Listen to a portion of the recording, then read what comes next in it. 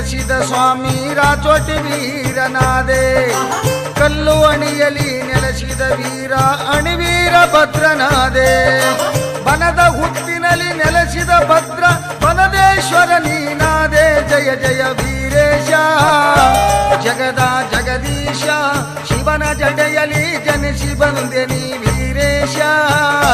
ವೀರಭದ್ರೇಶ ಭೂ ಕೈಲಾಸದಿ ಅಗ್ರಗಣ್ಯನು ವೀರೇಶ. ವೀರಭದ್ರೇಶ